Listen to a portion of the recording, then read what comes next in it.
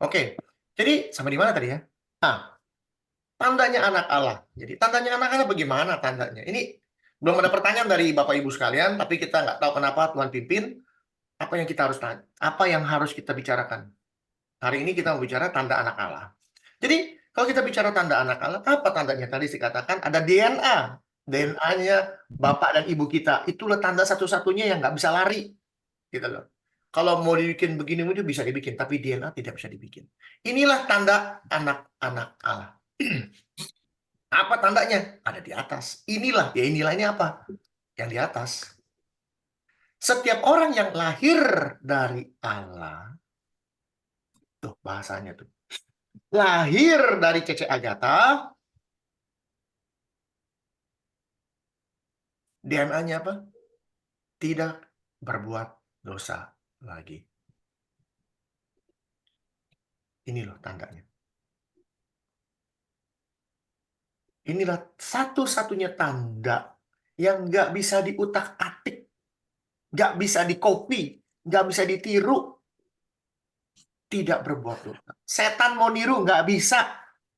Setan tidak bisa untuk tidak berbuat dosa. Setuju nggak? Hah? Iya, Pak. Ini saya apa? Apa? Aduh, tidak enak. Jadi ini apa? Ini nggak main-main gitu, ya.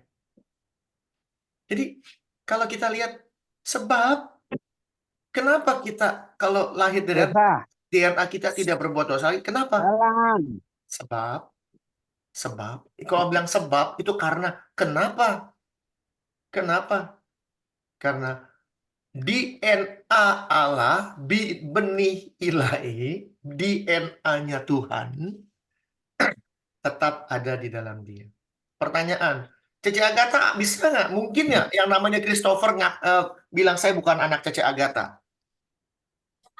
Enggak, saya nggak pernah dengar dia bilang gitu, Hendrik. Kenapa? Karena DNA-nya nggak bisa dia rubah. Walaupun anak sama ibu atau bapak berantem di pengadilan, lalu pisah, tidak membuat bapaknya jadi ex bapak atau ex ibu, atau ini bukan bapak saya karena DNA-nya berubah. Tidak. Tapi mereka bisa merusak hubungannya, tapi DNA itu tidak bisa dirusak. Setuju? Jadi benih ilahi atau benih Allah ini tetap ada di dalam dia. Yang lahir dari Allah. Dan ia tidak dapat berbuat dosa. Kenapa? Karena ia lahir dari Allah. Kenapa orang yang lahir dari Allah tidak dapat berbuat dosa? Karena Allah tidak mengenal dosa.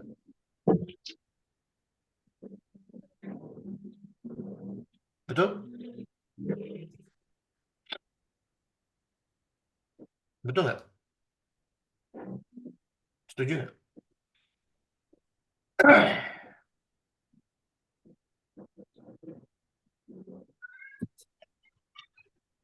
Setuju nggak?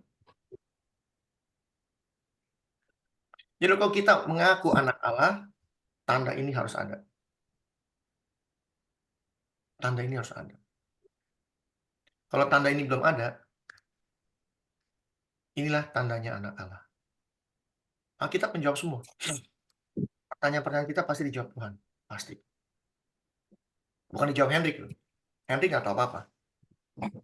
Kenapa saya kalau ditanya orang, saya menjawab dengan firman Tuhan? Ada yang bisa kasih tahu saya? Kenapa saya kalau ditanya orang, saya menjawab pakai firman Tuhan? Supaya nggak terbantahkan. Memang harus begitu, kita harus mengajar kebenaran. Ya. Itu jawabannya, kebenaran. Karena firman Tuhan, firman Tuhan itu adalah kebenaran. Ya. Jadi saya tidak berani menjawab asal-asalan atau menjawab dengan pikiran saya. Dengan opini saya. Oh, pakai acara misalnya begini nih. Misalnya begini. Itu misalnya semua yang ada di dalam dunia. Misalnya, kalau saya menjawab pertanyaan orang, lalu pakai misalnya pakai dunia, saya harus ada referensi yang mendukung misalnya ini dengan firman Tuhan. Firman Tuhan ini begini, oke, misalnya begini. Itu harus ada dukungannya. Kalau nggak ada dukungannya, kita ngomong itu opini pribadi. Makasih Pak Indra. Itu opini pribadi. Tapi kalau saya sudah mengatakan dengan firman Tuhan, referensinya ini jawaban Tuhan, misalnya, itu nggak akan bisa terbantahkan karena saya memberi misal sebuah kebenaran, bukan opini. Gitu loh. Jadi saya nggak pernah takut ditanya orang. Karena apa? Karena yang menjawab bukan saya. Yang menjawab firman Tuhan. Lalu kenapa saya mau lakukan itu? Karena itu dilakukan oleh Kristus. Ya, lihat. Kita mau lihat perbedaan manusia dengan ini. Saya ini jujur ngomong, hari ini kita nggak ada. Waduh, apa ini? Bentar ya. Halo? Yo, lagi sibuk banget. Ini lagi nge-zoom. Ya. Oke, thank you, Bos. Oh, sorry, teman dari New York. Jadi, dari mana ya? Oh ya, Yesus. Jadi saya juga nggak tahu kita mau ngomong apa. Saya udah bilang, ada satu topik itu akan mengalir. Kenapa? Apa yang dialirkan ini adalah semua firman Tuhan. Bukan apa yang ada di pikiran saya. Saya cuma mengikuti apa yang Tuhan mau tunjukkan pada kita semua. Oke? Sebagai contoh, lihat apa yang Yesus lakukan. Oke? Maaf kalau bahasanya masih berantakan, lari sana lari sini, tapi inilah namanya juga nggak ada persiapan. Hari ini pembicara nggak ada, ya kita yang bicara. Oke? Di dalam Lukas 4. Oke? Kita lihat. Ada tertulis, tapi Yesus berkata kepadanya, kepada si iblis, ada tertulis, engkau harus menyembah Tuhan Allahmu, dan hanya kepada Dia sajalah engkau berbakti. Oke, kita lihat.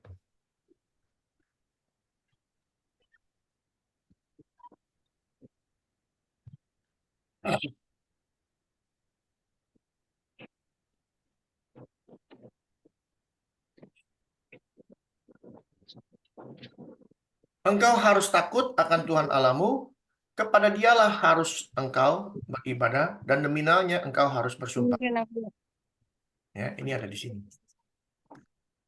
Ada tertulis, engkau harus menyembah Tuhan Allahmu, hanya kepada Dia sajalah engkau berbakti. Kepada Dialah harus beribadah, berbakti.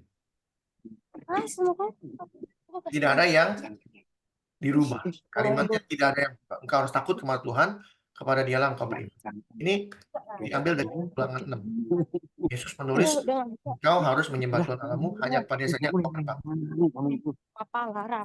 Ya. Nih. Tidak satupun yang dikurangin atau ditambahin, nggak ada.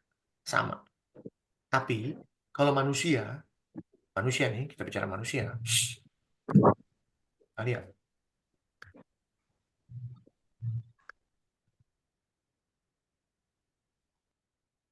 Lalu Tuhan memberi perintah kepada manusia. Semua pohon dalam taman ini boleh kau makan buahnya dengan bebas. Tetapi pohon tentang yang baik dan yang jahat itu, jangan kau makan buahnya. Sebab pada hari engkau makan, pasti engkau mati. Ini kata Tuhan. Tapi apa kata manusia? Lalu perempuan itu menjawab, buah pohon-pohonan dalam taman ini boleh kami makan. Sama. Tapi tentang buah pohon yang di tengah-tengah taman itu Allah berfirman. Allah berfirman, jangan kamu makan atau raba buah itu. Nanti kamu mati. Enggak ada kalimat raba. Tapi dia tambah. . . . . . . . . . . . . . . . . . . . . . . . . . . . . . . . . . . . . . . . . . . . . . . . . . . . . . . . . . . . .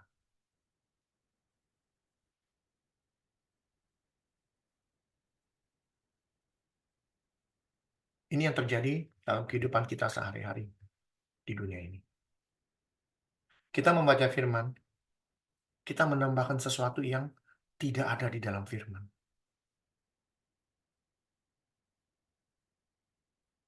Firman tidak pernah mengajarkan kita untuk hidup dalam daging. Tapi kita mau hidup dalam daging. Firman tidak pernah mengajarkan kita untuk bersahabat dengan dunia. Tapi kita masih mau bersahabat dengan dunia. Tidak ada kalimatnya, tapi ditambahin. Yang tidak tertulis, kita lakukan. Itu masalah besar. Ya. Kedagingan itu musuh utama manusia. Nggak percaya? Terbuktikan. Dari mana? Kedagingan. Roma 8. Hidup oleh roh.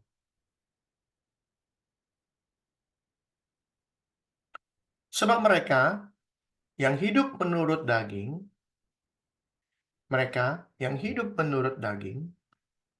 memikirkan hal-hal yang dari daging. Ini ada yang tahu nggak artinya apa? Memikirkan hal-hal yang dari daging. Yang daging mau, dunia mau. Berzina, bohong, mencuri, dan lain-lain. Mereka yang hidup menurut roh, memikirkan hal-hal yang dari roh. Maksudnya apa?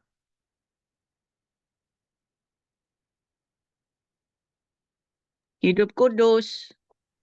Sesuai dengan firman Tuhan. Buah-buah roh. Betul? Yes, Galatia 5. 22.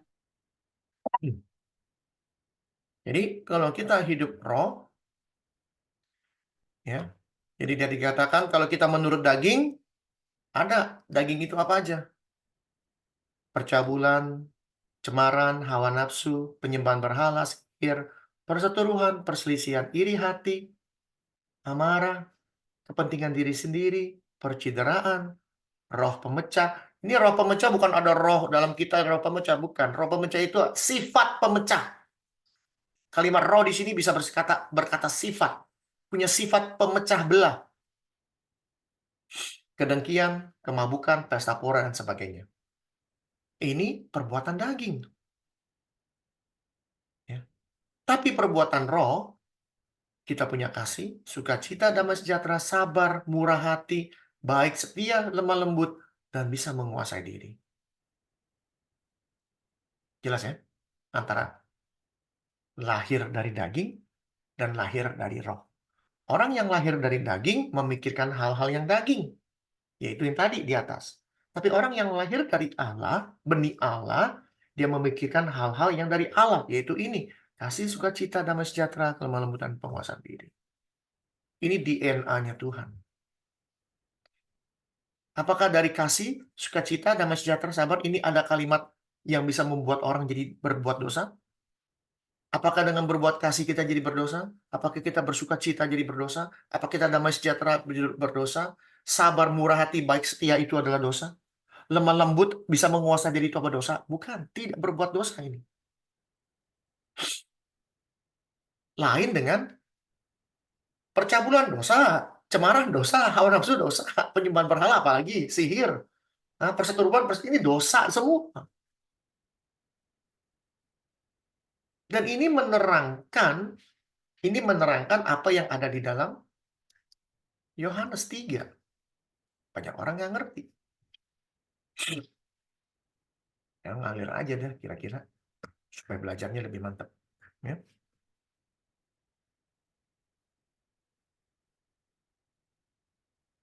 Dikatakan, apa yang dilahirkan dari daging adalah daging. Pertanyaan, apa yang dilahirkan dari daging? Maksudnya apa? Adalah daging. Maksudnya apa? Ada yang bisa jawab? Setelah kita baca tadi Galatia 5, Roma 8, hidup daging, lalu Galatia berkata. Jadi kalau dikatakan apa yang dilahirkan dari daging adalah daging, artinya apa? Ada yang tahu? Bisa tolong jawab? Dosa, Apa? dosa, dosa. Ya, apa aja?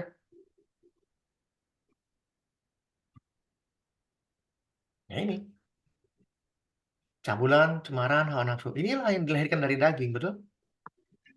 Betul. Ini penjelasannya. Lalu dikatakan, apa yang dilahirkan dari roh adalah roh. Maksudnya apa? Buah-buah roh. Kasih, sukacita, dan maksud ini maksudnya. Banyak orang bilang apa yang dilahirkan adalah roh. Jadi manusia punya roh. Nggak ngerti ngomongan orang. Nggak ngerti apa tulisan Yohanes.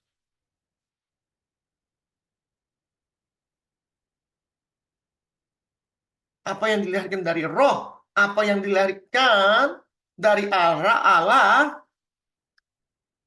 Dia tidak berbuat dosa lagi. Hati hidupnya kalau orang ini apa musik itu rock and roll. Wah kita ngerok nih ngerok katanya. Oh metal ngerok sama kita ngeroh gitu istilahnya. Hidupnya ngeroh kira-kira gitu. Betul? Jadi kita mesti ngerti ini.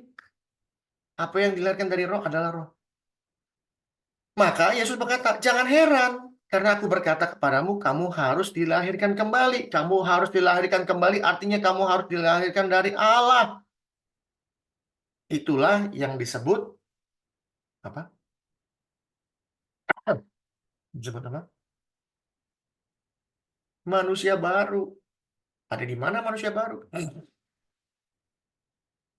Kita buka lagi, biar seru.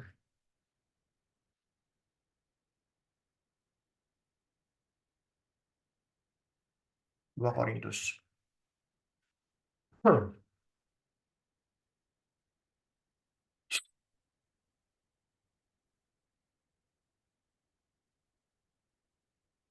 Jadi siapa yang ada di dalam Kristus, ia adalah ciptaan baru. Jadi ada dalam Kristus, ia adalah ciptaan baru. Dia lahir dari Allah. Dia ciptaan yang baru. Yang lama sudah berlalu, sesungguhnya yang baru sudah datang. Ya.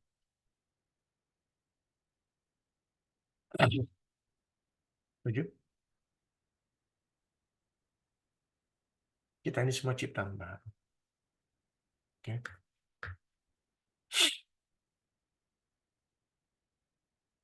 Jadi alangkah baiknya bila kita mau menyerahkan diri kita sepenuhnya. Jangan separuh-separuh. Full. Menyerahkan diri sepenuhnya itu maksudnya apa? Ada yang tahu?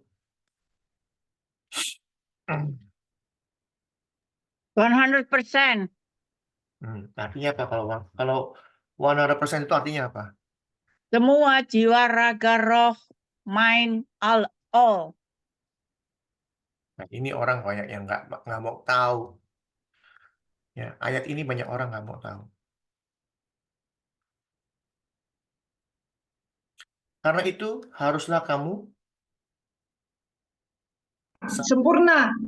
sempurna. Sempurna. Sama seperti Bapamu di surga yang adalah sempurna. Oh, mana bisa Pak, kita sempurna, Pak? Kita kan manusia tidak sempurna. Betul, kita bukan manusia tidak sempurna. Tapi dalam menjalankan perintah Tuhan, kita harus sempurna. Kalimat ini, harus sempurna ini, kalimat ini berdasarkan apa yang ditulis di atasnya. Maksudnya begini. Karena dengan demikian kamu menjadi anak-anak Bapakmu di sorga. Karena dengan demikian, apa itu dengan demikian? Kasihilah musuhmu dan berdoalah bagi mereka yang menganiaya kamu.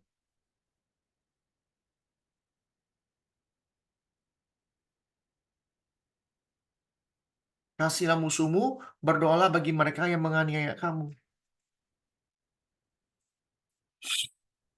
Kedengarannya biasa-biasa aja. Kasihlah musuh, berdoalah bagi mereka yang menganiaya kamu. Firmannya kelihatannya cuma lewat-lewat gitu aja. Dan kita hafal, kasihlah musuhmu, berdoalah bagi mereka yang menganiaya kamu. Artinya tahu nggak?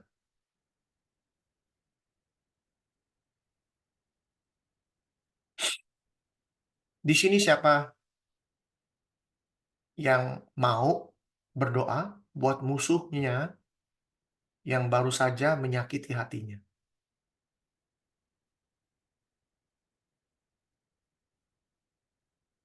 Nggak mau. Terima kasih Pak, jujur.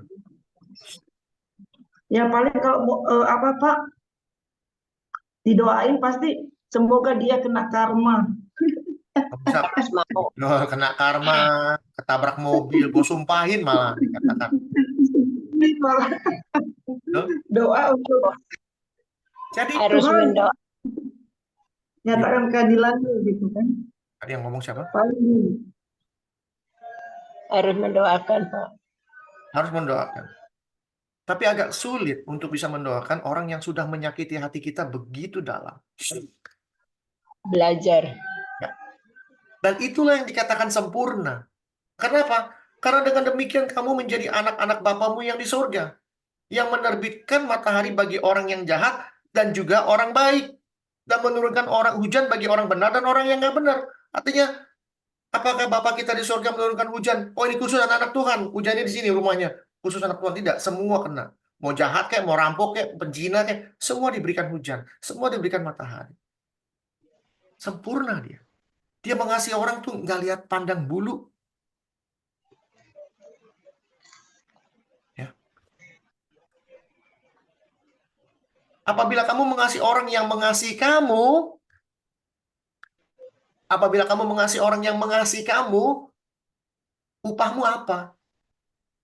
Bukankah pemungut cukai juga berbuat demikian? Artinya apa? Kalau kamu orang Kristen bisa mengasihi orang yang mengasihi kamu, seperti saya dikasih sama Cici Agatha, lalu saya mengasihi Cici Agatha doang. Apa bedanya sama perampok? Dia juga mengasihi perampok temannya mau ditembak, dia yang maju ke depan, betul. sama-sama rampok. Apa bedanya? Mana sempurnanya? Nggak ada sempurnanya. Apabila kamu hanya memberi salam kepada saudara-saudaramu saja, saya hanya memberi salam kepada Ibu Mike, kepada Ibu Erika, kepada Pak Robi Dawang. Tapi orang lain saya nggak mau salamin. Bedanya apa? Dengan koruptor. Sesama koruptor saling mendahului. Bro, apa kabar bro? Hari ini kita korupsi berapa banyak? Salam sama-sama salam. Bukankah orang yang tidak mengenal Allah pun berbuat demikian? Dikatakan orang yang tidak mengenal Allah juga berbuat kasih, juga berbuat menyalam-nyalami. Tapi kamu harus bisa sempurna pada saat orang jahat, musuhmu, menganiaya kamu berdoa bagi mereka. Bapa, ampunilah kesalahan mereka karena mereka Tidak tahu apa yang mereka buat. tidak tahu apa yang mereka perbuat. Jadi kita menganggap musuh kita itu tidak tahu apa yang mereka perbuat. Bayangin. Itulah kesempurnaan. Bukan berarti manusia sempurna bisa terbang, bukan. Sempurna itu bisa berpikir berbeda dengan orang lain. Hendrik, bagaimana kalau orang yang menyakiti kita itu anak Tuhan juga? Taat ke gereja, semua. Bukan musuh ya, Biasanya. bilangnya apa itu ya, Hendrik? Nah, yang paling, Biasanya memang gitu, Bu. ya, nggak masalah.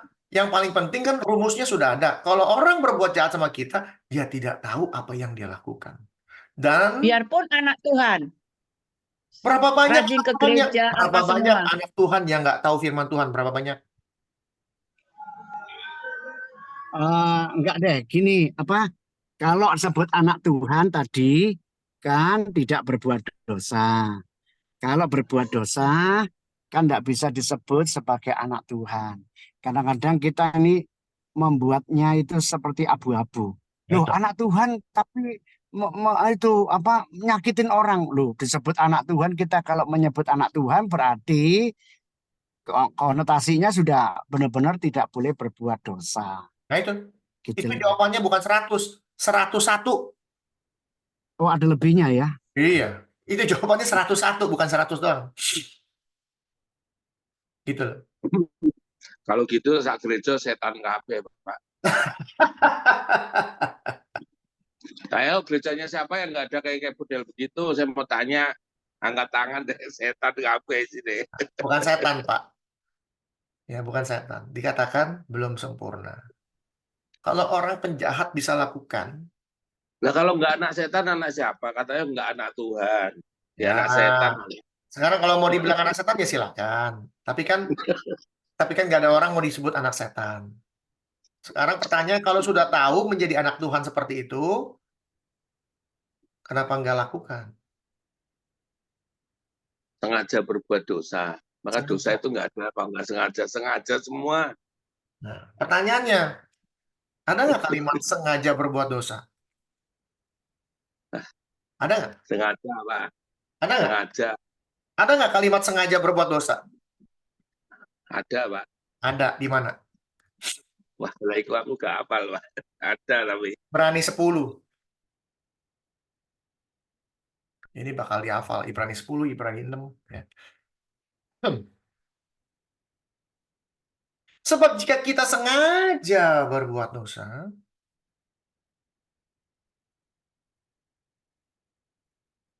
jika kita sengaja berbuat dosa, sesudah memperoleh pengetahuan tentang kebenaran, sudah jadi orang Kristen, sudah ngerti kebenaran, kalau dosa itu jangan main-main, tidak berbuat dosa lagi, jangan hidup dalam daging lagi, sudah ngerti, maka tidak ada lagi korban untuk menghapus dosa itu. Karena dia sengaja. Yang ada apa? Tetapi yang ada adalah, tuh, kan pertanyaan. Jadi kalau nggak ada korban, yang ada apa? Tetapi yang ada adalah kematian yang mengerikan, akan penghakiman, dan api yang dahsyat yang akan menghanguskan semua orang durhaka.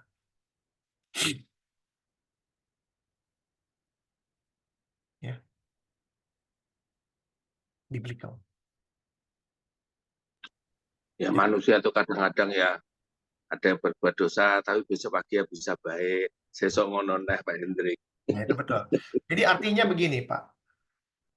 Kita ini dituntut benar-benar tidak berbuat dosa lagi loh. Karena tidak ada satu ayat pun yang mengajarkan kita untuk berbuat dosa. Betul, Pak ya?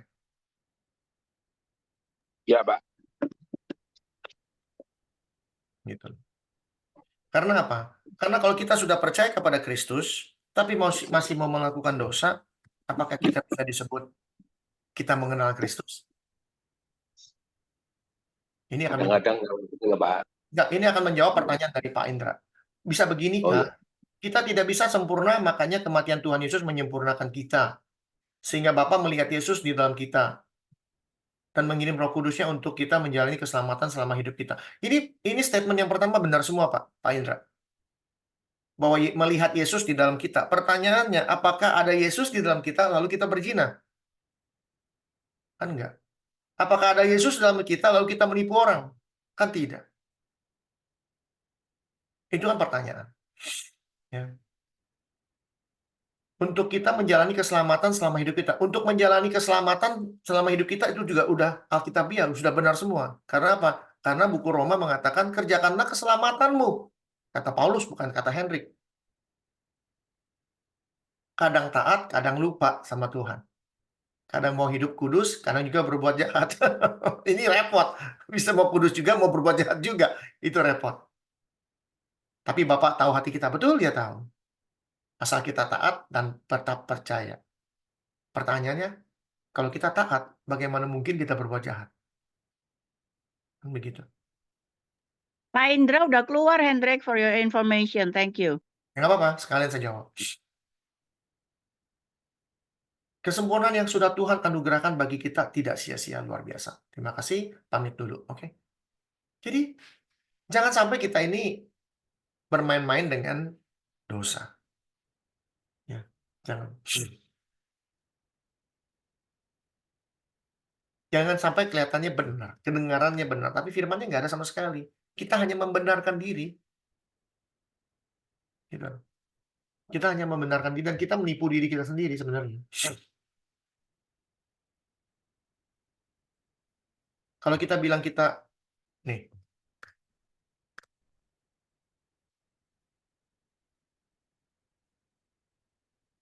karena itu setiap orang yang ada di dalam dia, ada di dalam Kristus, tadi pertanyaan Pak Pak Indra dikatakan ada Yesus dalam kita. Artinya kalau kita ada di dalam Kristus dan kita ngaku ada Yesus dalam kita, dikatakan tidak berbuat dosa lagi.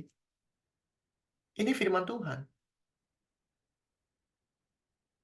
Enggak, bukan disebut masih bisa berbuat dosa lagi, enggak. Tapi tidak berbuat dosa lagi, sudah. Lalu, bagaimana orang yang bisa masih berbuat jahat, berbuat dosa lagi? Dikatakan, setiap orang yang tetap berbuat dosa, ini orang yang sudah percaya loh. Tetap berbuat dosa, tidak melihat, bahkan tidak mengenal dia.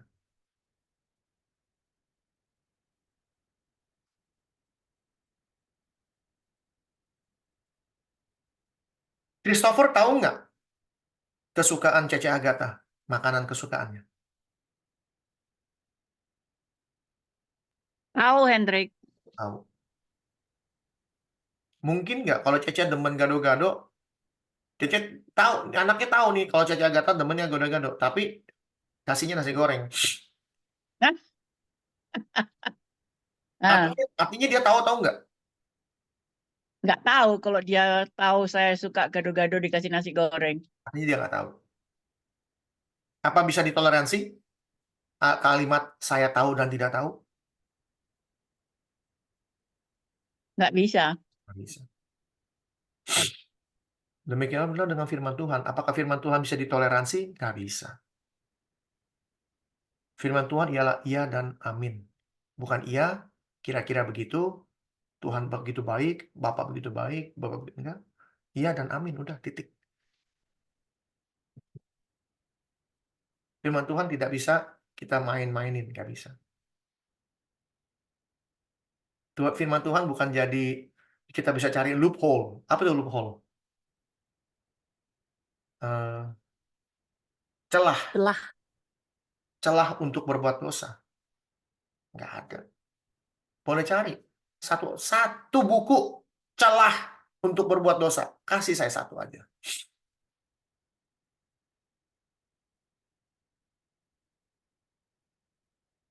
Misal, apa ya?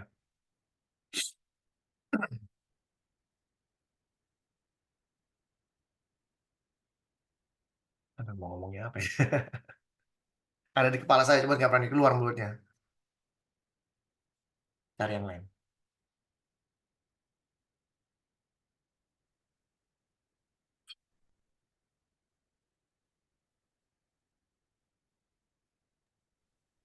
Hendrik, Ya, kalau kan dibilang kalau melihat perempuan cantik terus ada keinginan dalam hati, bukankah itu sudah menjadi celah untuk berbuat dosa?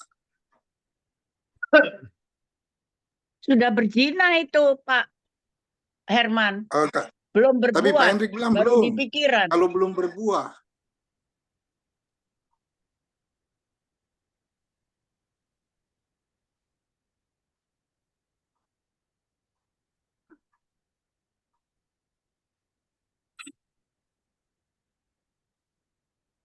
kamu mendengar firman, jangan berzina.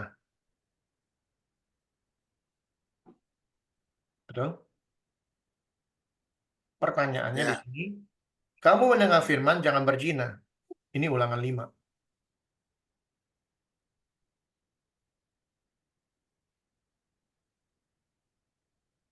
Jangan mencuri, sama jangan berzina, sama nggak dosanya? sama. Sama. Pertanyaan, kategori orang dikatakan pencuri itu apa? Mengambil sesuatu milik orang lain. Ada action-nya. Betul? Iya, Tapi cuman di kepala dia bilang, saya mau mencuri, tapi dia nggak curi. Lalu dia dihadapkan ke pengadilan. Sama hakim dia bilang, kamu akan saya jebloskan dalam penjara karena kamu sudah berpikir mau mencuri. Ada nggak orang begitu? Di sini ada seorang. nggak ada. Ya, nggak ada. Tidak ada. Nggak ada. Nggak ada. Betul? Jadi Iya. kategori pencuri itu harus ada action-nya. Kalau nggak ada action-nya, cuma ada di pikiran dia belum disebut pencuri. Betul? Ya, Tapi disebut mengingini. Kenapa? Tapi Oke, masuk ke kategori mengingini. oke, kita pakai kata mengingini. Ibu mengingini gelas saya. Kalau ibu sudah mengingini gelas saya, kalau gelas ini belum sampai di tangan ibu, apakah sudah jadi mengingini? Saya mengingini istri orang, tapi istri orang itu tidak pernah saya samperin, nggak pernah saya ajak tidur, atau nggak pernah saya ajak begini, begini. Apakah saya sudah mengingini kategorinya? Ya sudah, Pak. Sudah di dalam pikiran. Pikiran, iya. Kan? Nah, jadi kalau Ibu Ayu bilang masuk dalam kategori mengingini, harus ada perbuatannya. Betul? Ya.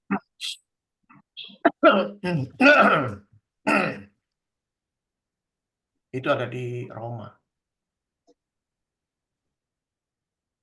Roma berapa ya? Roma 7 atau Roma 8? Ya, kita lihat. Mungkin perlu diulas di itu, Pak. Kita lihat Hukum aja, Ram. 10 yang terakhir, yang 9 dan 10. Ya, kita lihat ya. Sekarang kita baca dulu supaya kita mengerti apa yang dikatakan oleh Paulus mengenai hukum Taurat. Ya. Lihat. Jika demikian, apakah yang hendak kita katakan? Apakah hukum Taurat itu dosa? Bukan, katanya. Sekali-sekali bukan. Sebaliknya, justru oleh karena hukum Taurat atau 10 hukum Tuhan, aku telah mengenal dosa. Karena aku juga nggak tahu apa itu keinginan. Kalau hukum Taurat mengatakan jangan mengingini. Betul? Ini ada di Ulangan 5 ayat 21. Kita lihat. Ya, lihat. Jangan mengingini istri sesamamu. Jangan menghasratkan rumahnya, atau ladangnya, atau hambanya laki-laki, hambanya perempuan, kambing, domba, lembu, apapun yang dipunyai sesamamu.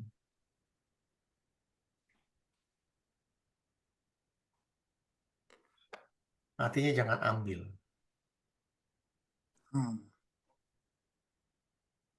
Jangan ambil. Mengambil istri orang atau mengingini istri orang itu sudah berzina di dalam hatinya. Ya, tadi dikatakan, maka saya kasih tahu pelan-pelan. Tapi aku berkata kepadamu, setiap orang yang memandang perempuan serta mengingininya, nih tadi di amplop nih, mengingininya, sudah berzina dengan dia di dalam hatinya. Bukan sudah berdosa dengan dia, kan? Berzina dengan dia. Dan kalimat ini dilanjutkan dengan pernyataan Kristus. Maka dari itu, bos, jika matamu yang kanan menyesatkan engkau, artinya apa? Untuk bisa mengingini istri orang, mengingini perempuan, itu dibutuhkan mata, betul? Setuju? Setuju. Karena jika matamu yang kanan menyesatkan engkau, artinya kamu melihat perempuan itu lalu kamu mengingininya, mendingan dicongkel. Kenapa? Karena dengan mengingini itu, kita akan melakukan sebuah perbuatan dosa. Kita mau ambil perempuan itu. Mendingan sebelum actionnya keluar, kata Tuhan, sebelum actionnya keluar, mending congkelnya mata lu. Ngerti nggak maksudnya, Pak? Ini harus kita perhatikan baik-baik bacanya. Sebelum actionnya keluar, congkel matamu supaya kamu nggak ngeliatin perempuan lagi. Lalu, karena lebih baik bagimu jika satu dari anggota tubuhmu binasa daripada tubuhmu seluruhnya dicampakkan dalam neraka. Bukan rohmu, tapi tubuhmu. Dan jika tanganmu yang kanan menyesatkan engkau dengan mata kita melihat seorang perempuan, lalu tangan mulai ngajalan, mau ngambil. Mendingan tangannya diputusin, kata Tuhan. Penggalan dan buang. Ini maksud. Jangan sampai ada actionnya. Kamu tuh sudah berzina dalam hati kamu. Kamu sudah punya pikiran berbuat jahat. Pikiran mau berzina, pikiran mau mencuri, pikiran mau membunuh. Dan ini exactly yang Tuhan katakan di Kejadian 4. Firman Tuhan berkata kepada Kain, "Mengapa hatimu panas, mukamu muram?"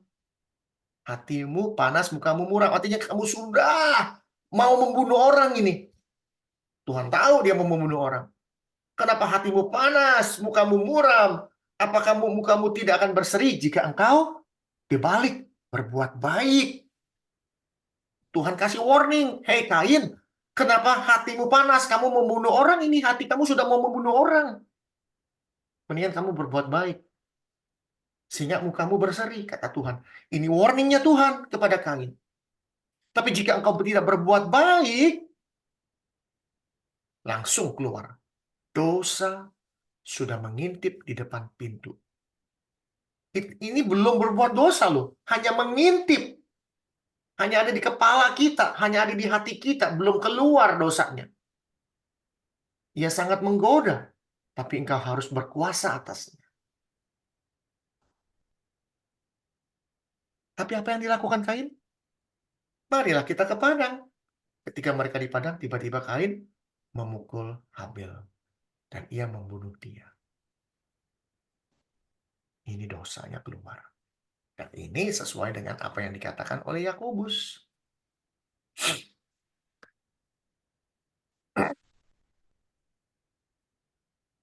Tiap orang dicobai oleh keinginannya sendiri.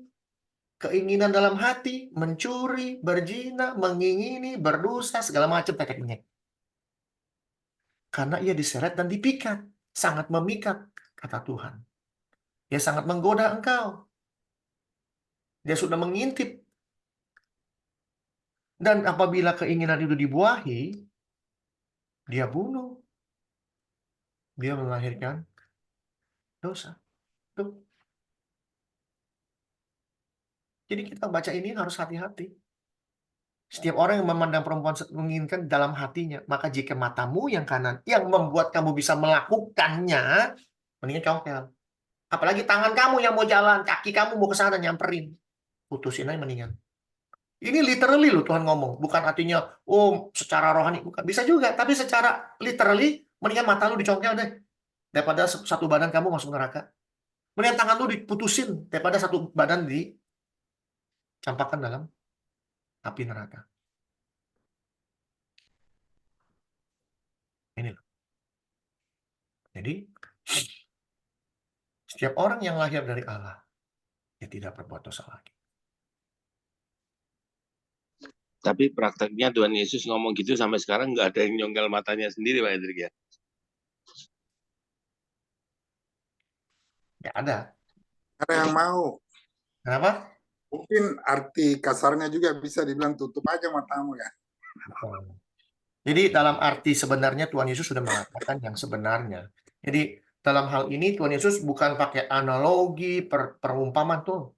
Mendingan copotin matamu. Sama seperti kita, kalau ngomong misalnya gini nih. Apa-apa lupa. Apa-apa lupa. Saya ini tukang lupa katanya. Lalu ada yang ngomong begini sama saya. Yang ngomong pembantu saya loh. Pembantu saya ini udah saya jadikan ibu. Karena apa? Udah terlalu lama. Dari saya kecil sampai hari ini, saya pulang Indonesia, masih ada dia kerja sama saya. Dia selalu ngomong begini, "Kamu nih tukang lupa. Kepala kalau nggak nempel juga lupa." Betul? Sama, Yesus juga ngomong. Aduh, kita nih kalau ngomong nih, lu kerjaannya tuh nyolong lu, tangan lu, udah putusinnya mendingan tangannya. Kira-kira gitu, betul? Jadi ada dua arti. Artinya, mendingan lu putusin beneran, atau jangan buat lagi. Betul nggak Pak Robi? Betul Pak, ya. Sama seperti Kristus. Mendingan lu congkel, kalau nggak berani lu congkel. Tapi kalau lu nggak berani, jangan buat lagi. Iya. Gitu. Maka Yesus mengatakan, jangan berbuat dosa lagi. Betul? Lagi. Ya. Betul nggak? Betul. Pada saat dia ngomong sama orang apa? Sama yang begini nih. Yohanes. Ya. Ya, apa nih kata yang tentang perempuan yang kedapatan berzina, lalu Yesus bangkit, "Hai perempuan, di mana mereka? Tidak adakah seorang yang menghukum engkau?" Jawabnya, "Tidak ada Tuhan." Lalu Yesus berkata, "Aku pun tidak menghukum engkau. Pergilah, jangan berbuat dosa lagi mulai dari sekarang." Oke? Kalau zaman gitu orang tahu diri semua, Pak Hendrik. Gimana Pak? Itu kan gini, Tuhan kan bilang, ayo siapa yang nggak pernah zaman dulu nih ya, zaman Tuhan Yesus. Hmm. Ayo siapa yang nggak pernah berbuat dosa, lempar batu. Mereka tahu diri semua, nggak ada yang lempar dosa. Coba zaman sekarang, tetap aja lempar, Pak. Nah, Loh, betul loh, Pak. Pasti lempar, nggak mungkin enggak lah.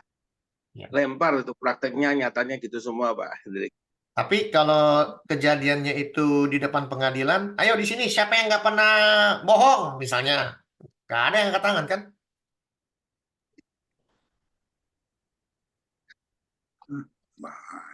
Betul nggak? Siapa yang nggak pernah bohong? Oh, saya nggak pernah bohong, angkat tangan. Nggak ada. Lempar batu juga begitu. Saya rasa lempar batu misalnya nih diadili di lapangan oleh seorang hakim yang sangat sana, hakim yang sangat serem, misalnya Judge Bao misalnya, datang ratusan orang, cangkep orang. Ini begini, begini, begini. Lalu hakim berdiri. Siapa yang tidak pernah berbohong, silakan lempar batu. Saya rasa nggak ada yang berani. Betul nggak? Betul, jadi gua. Hah? Betul. Nggak taunya orang Kristen. Nah, coba tadi yang Nggak taunya orang tadi Kristen yang nggak taunya orang tadi kalau Kristen. yang gimana, Hah? Pak? Ya lanjut dulu, Pak. Ya. Nggak taunya ada orang Kristen yang benar-benar hidupnya benar gitu. Maksudnya setelah mengenal Kristus, dia menyucikan diri, menguduskan diri, dia nggak pernah bohong, nggak pernah. Oh, dia melakukan itu semua, apa yang Tuhan katakan, dia lempar batu. Oh, sama hakim tanya, kenapa kamu lempar? Sejak saya mengenal Kristus, saya tidak pernah bohong lagi. Oh, dia lempar sama dia. Boleh dong? Boleh. Kenapa nggak orang dia nggak pernah lakukan? Loh. Kan sebelumnya pernah melakukan. Loh, kan dikatakan ciptaan baru, Pak. Oh iya. Kristen. Kan orang Kristen katanya. Ya. Oke, nggak panjang-panjang, juga nggak mau buang waktu banyak-banyak. Sampai demikian. Kalau ada pertanyaan silakan, dan kalau ada tambahan, saya mengundang Bapak Ibu sekalian, Bapak Pendeta semua yang ada di sini banyak. Ada Pendeta Herman, Pak Yakub, Pak Robi, siapa lagi nih? Siapa lagi di sini? Ya. Tanya, Pak. Gimana Pak? Mau tanya? Ya tanya gratis Pak. Gratis. Pupuk gratis. Ya. Pak, kalau jika kamu ditampar pipi kiri kasih pipi kanan itu gimana, Pak? Tampar pipi kiri suruh kasih yang kanan. Terus? Artinya apa, Pak?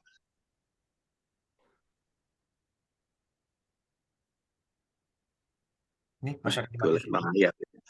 Golek ayat.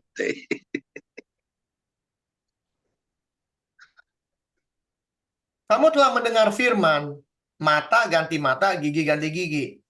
Ini namanya hukum apa? Mata ganti mata, gigi ganti gigi, nyawa ganti nyawa. Tapi aku berkata kepadamu, janganlah kamu melawan orang yang berbuat jahat kepadamu. Janganlah kamu melawan orang yang berbuat jahat kepadamu. Melainkan siapa yang menampar pipi kananmu, berilah juga kepadamu pipi kirimu. Artinya apa? Artinya apa?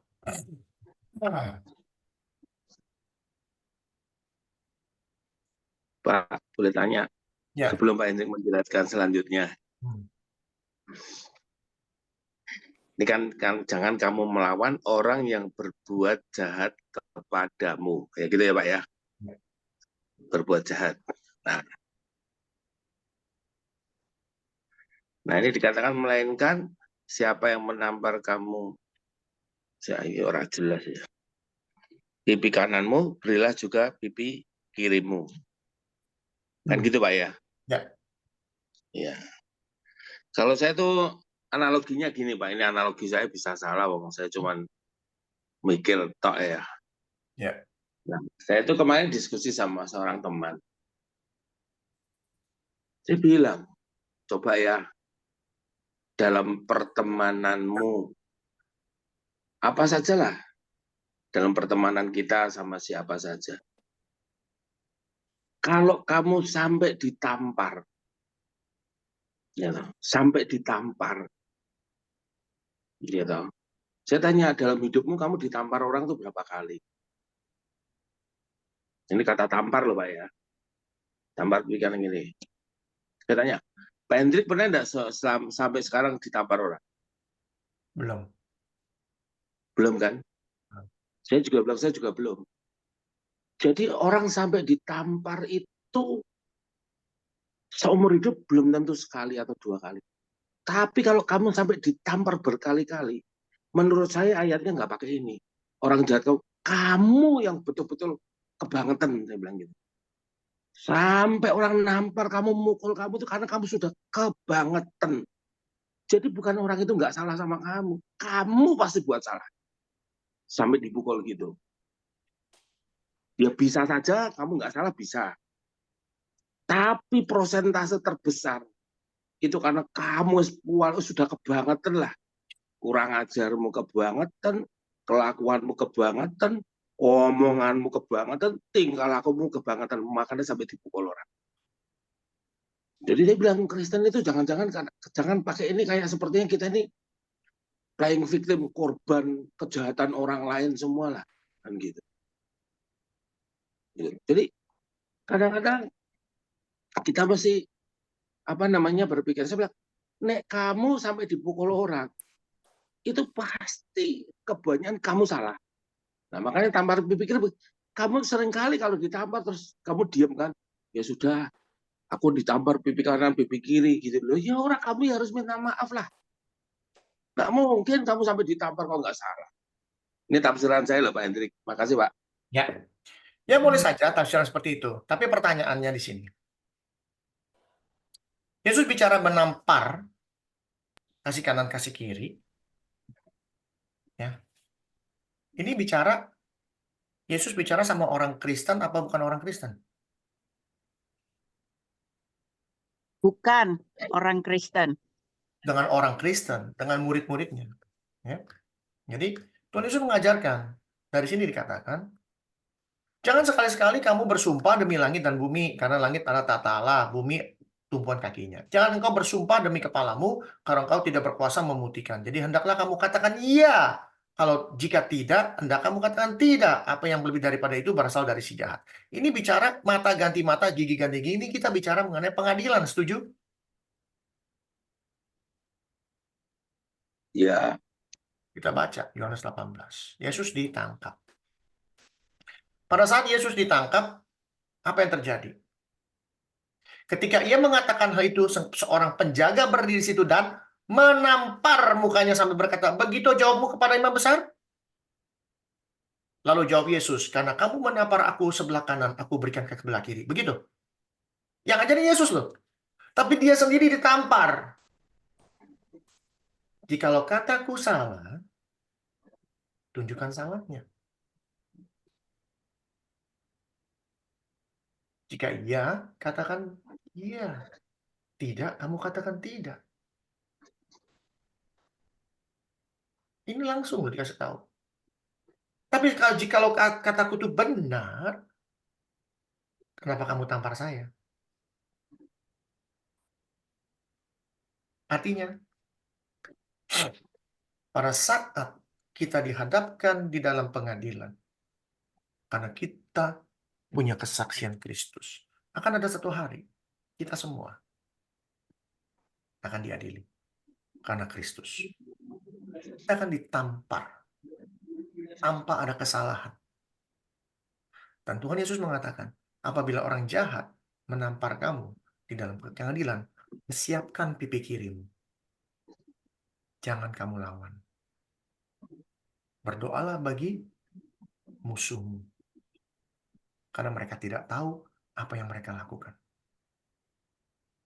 Kacamata Tuhan. Kita Saya dengan nggak pernah kacamata berbuat bagi musuh kita kalau saya, pakai Pak.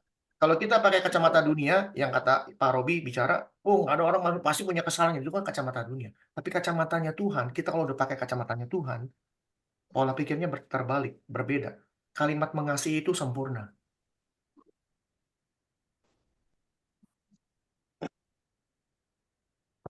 Terima kasih Bu Mika. Saya belum pernah jumpa yang kayak gitu ya, Pak. Belum pernah. Kita akan menjumpai satu hari nanti kalau kita masih hidup. Iya, Pak. Belum pernah, Pak. Dan bersyukurlah kalau kita sampai menjumpai itu. Artinya apa? Kita sudah dekat dengan Tuhan. Iya. Jangan sampai pada saat hari itu datang, lalu kita murtad. Bisa nggak murtad? Bisa nggak? Bisa. Saya belum pernah ketemu orang tadi loh, Pak. Hah? Dikasih tuh mendoakan musuhnya gitu kok. Saya kok nggak pernah dengar ya, Pak. Kalau Kenapa nggak dengar pernah orang, dengar? Kenapa nggak pernah dengar? Karena dunia ini memang kekristenan, karena dunia kekristenan udah amburadul, Pak. Tidak pernah dengar atau tidak pernah lakukan, Pak Henry. Nah, itu dia. sama. Itu dua Saya hal yang juga nggak berbeda. pernah melakukan, Pak. Kalau nggak Saya pernah juga dengar, nggak pernah, Pak. kalau Saya nggak bilang, pernah dengar dan kalau tidak pernah kalau nggak pernah dengar dan tidak pernah melakukan, artinya dunia kekristenan udah amburadul. kalau saya sih membalas enggak, tapi kalau doain saya nggak pernah. Ya. Balas enggak, Pak. Iya. Karena kalau saya pikir balas juga menang juga untungnya apa? Artinya gini loh, kalau kita tidak membalas, kita sudah secara tidak langsung kita sudah berdoa buat dia. Karena kita kalau Ya nggak enggak, membalas Pak. itu punya Maksudnya alasan. gini, Pak. Nggak Enggak, membalas tuh gini. loh, tidak membalas itu kan berarti kita sudah punya pengertian yang benar. Wah, tapi kalau dia nanti kalau ada yang gitu, dia misalnya ngalami celaka atau apa, saya senang hati saya, Pak. Nah, itu lain lagi. Kalau sampai seneng mah itu berarti nggak benar. Maksudnya nggak seneng ya terus nggak terus hura-hura enggak gitu Oh ya iya. enggak gitu. Tapi sedih enggak gitu loh. Rasakno gue ngono. Rasakno gue saiki ngono, Pak.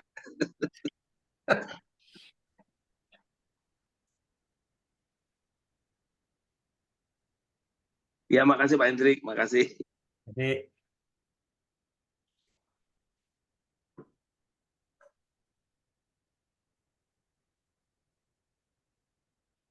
kalau nggak salah kemarin ada yang apa? Ada yang ngasih ayat, bukan ayat, ada yang apa namanya? Apa? Khotbah di Amsal kalau nggak salah ya. Hah? Apa, Pak?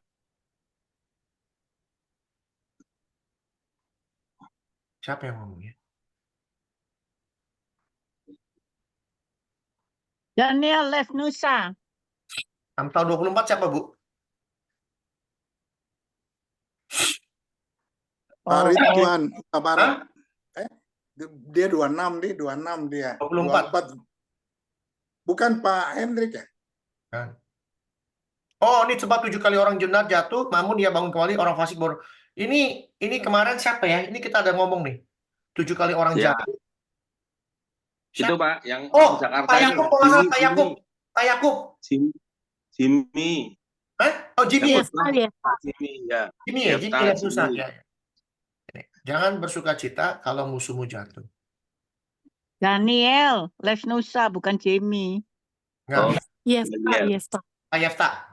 Jepta. Jangan hatimu beria-ria kalau ia terperosok. Gitu.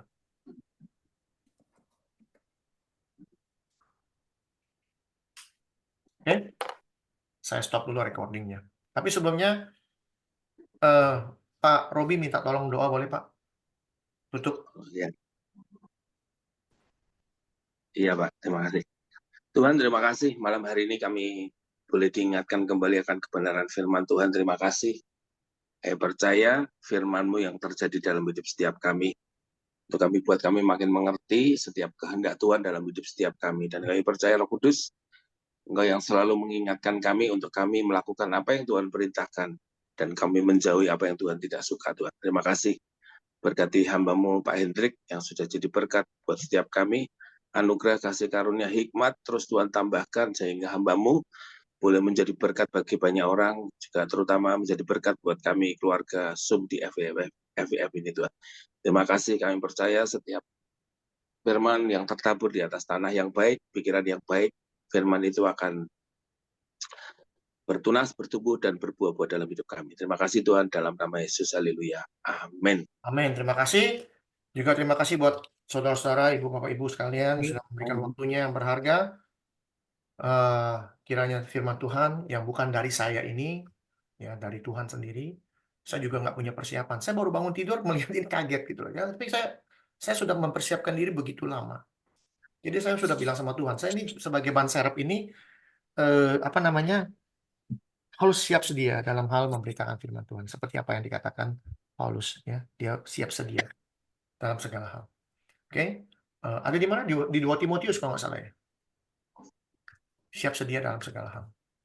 Makasih Pak Hendrik. Terima kasih Ibu. Saya akan matikan.